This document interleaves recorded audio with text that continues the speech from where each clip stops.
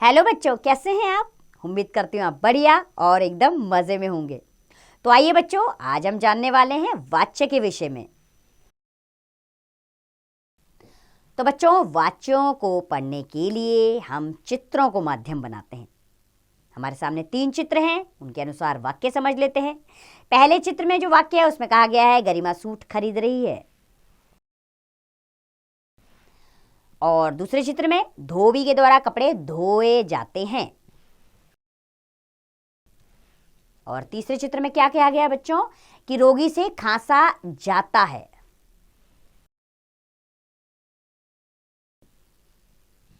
तो इन वाक्यों में खरीद रही है, धोए जाते हैं व खांसा जाता है क्रियाएं क्रमशः कर्ता अर्थात गरिमा, कर्म, कपड़े तथा भाव खांसा के अनुसार प्रयुक्त हुई है।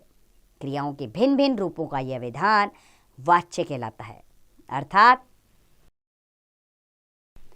अर्थात क्रिया के जिस रूप से यह बोध होता है कि वाक्य में क्रिया द्वारा संपादित विधान का विषय कर्ता है, कर्म है अथवा भाव है, वाच्य कहलाता है।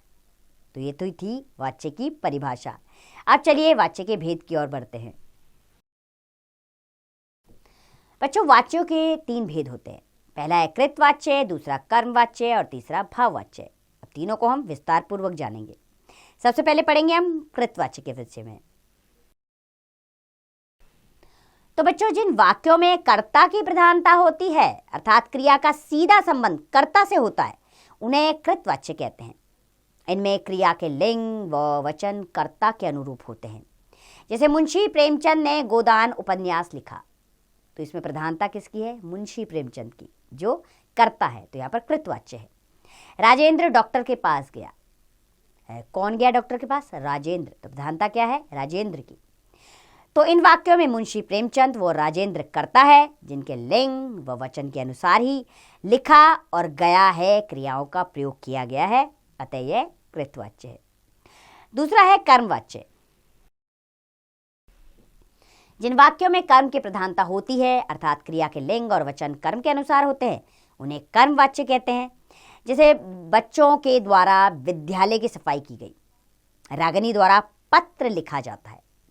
तो बच्चों, इन वाक्यों में विद्यालय व पत्र कर्म है, जिनके लिंग व वचन के अनुसार ही सफाई की गई और लिखा जाता है, क्रियाओं का प्रयोग किया गया है, अतः यह कर्मवाच्य है।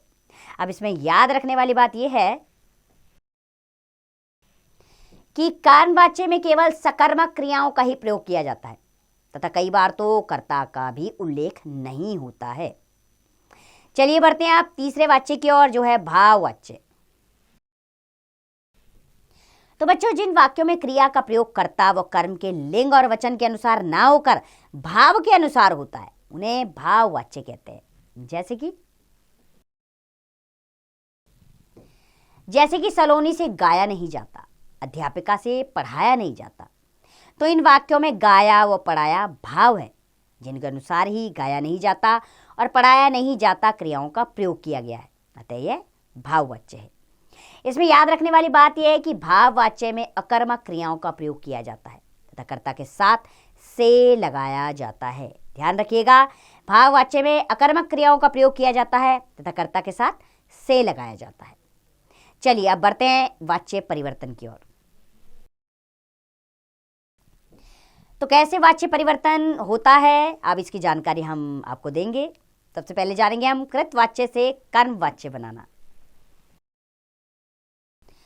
तो बच्चों, कर्मवाच्य की क्रिया बनाने के लिए क्रिया के रूप को कर्म के अनुसार परिवर्तित करते हैं तथा कर्ता के साथ से के द्वारा या द्वारा विभक्ति चिन्ह का प्रयोग करते हैं। आइए कुछ वाक्यों को कृतवाच्य से कर्मवाच्य में बदले। जैसे रोशनी ने रामायण पढ़ी, एक कृतवाच्य है, इसे कर्मवाच्य में कैसे लिखेंगे? रोशनी के द्वारा रामायण पढ़ी गई। कुणाल ने सुंदर कार्ड बनाया, कुणाल के द्वारा सुंदर कार्ड बनाया गया, कर्मवाच्य बन गया। क्या नेहा लखनऊ जाएगी, क्या नेहा से लखनऊ जाया जाएगा, कर्मवाच्य। भारत ने क्रिकेट विश्व कप जीता, भारत के द्वारा क्रिकेट विश्व कप जीता गया, ये कर्मवाच्य बन गया। पिंकी कविता सुना रही है, पिंकी के द्वारा कविता सुनाई जा रही है, ये कर्मवाच्य बना। अब दूसरा जानेंगे हम कृतवाच्य से भाववाच्य बनाना। तो बच्चों, कृतवाच्य की क्रिया को सामान्य भूतकाल में परिवर्तित कर देते हैं तथा कृतवाच्य की क्रिया के काल के अनुसार जाना क्रिया का रूप लगाते हैं। भाववाच्य में क्रिया सदैव पुल्लिंग, एकवचन तथा अन्य पुरुष की प्रयुक्त होती है। कर्ता के साथ से, के द्वारा या द्वारा विभक्ति चिन्ह का प्रयोग करते हैं। आइए कुछ वाक्य कृतवाच्य से भाववाच्य में बदलें। जैसे कि श्वेता दौड़ती है, कृतवाच्य है, इसका भाववाच्य बनेगा श्वेता द्वारा दौड़ा जाता है। बच्चे कूद रहे हैं, बच्चों से कूदा जाता है। आकाश में पक्षी उड़ रहे हैं या उड़ते हैं, आकाश में पक्षियों द्वारा उड़ा जाता है। सुगंधा नहीं पढ़ती है, सुगंधा से पढ़ा नहीं जाता। वे इतना नहीं लिख सकते, उनसे इतना नहीं लिखा जाता। ये भाववाच्य बन गया। तीसरा है कर्मवाच्य और भाववाच्य से कृतवाच्य बनाना। अर्थात सबसे पहले कर्ता के साथ प्रयुक्त से, के द्वारा या द्वारा शब्द को हटाते हैं, हटा देते हैं उसको। वाक्य में प्रयुक्त क्रिया को कर्ता के लिंग और वचन के अनुसार बदलते हैं। तो चलिए कर्मवाच्य से कृतवाच्य में बदलने के कुछ वाक्य जान लें। जैसे कि कर्मवाच्य का वाक्य है विनीत से गीत गाया गया। इसको कृतवाच्य में कैसे लिखेंगे? विनीत ने गीत गाया। माली के द्वारा पौधों में पानी दिया जा रहा है। कृतवाच्य कैसे होगा? माली पौधों में पानी दे रहा है। बंदर द्वारा फल खाए गए, बंदर ने फल खाए, ये कृतवाच्य बन गया। आप जानेंगे भाववाच्य से कृतवाच्य में बदलना। जैसे कि भाववाच्य है बच्चे से हंसा जाता है, कृतवाच्य बनेगा बच्चा हंसता है। अमन से निबंध लिखा जाता है, अमन ने निबंध लिखा, कृतवाच्य बना। कबूतर से उड़ा नहीं जाएगा, ये भाववाच्य, इसका कृतवाच्य बनेगा कबूतर उड़ नहीं पाएगा। तो बच्चों, हमने इसमें वाच्य उसके प्रकार जाने, लेकिन एक बार आपके अभ्यास के लिए इसे दोहरा लेते हैं। तो बच्चों, क्रिया के जिस रूप से यह बोध होता है कि वाक्य में क्रिया द्वारा संपादित विधान का विषय कर्ता है, कर्म है अथवा भाव है, वाच्य कहलाता है। वाच्य के 3 भेद होते हैं, कृतवाच्य, कर्मवाच्य और भाववाच्य। और जिन वाक्यों में कर्ता की प्रधानता होती है, अर्थात क्रिया का सीधा संबंध कर्ता से होता है, उन्हें कृतवाच्य कहते हैं। और जिन वाक्यों में कर्म की प्रधानता होती है, अर्थात क्रिया के लिंग और वचन कर्म के अनुसार होते हैं, उन्हें कर्मवाच्य कहते हैं।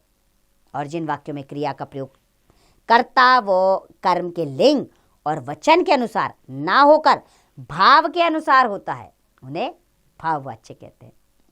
तो मैं उम्मीद करती हूँ बच्चों, वाक्य वाला अध्याय आपको अच्छे से समझ में आया होगा। हमने इसको तीनों भेदों के विषय में जानकारी आपको दी इस पाठ के जरिए, और ये आपको अच्छे से समझ में आया होगा, इसकी मुझे पूरी उम्मीद है। अब इसका अभ्यास कार्य आप स्वयं कीजिए।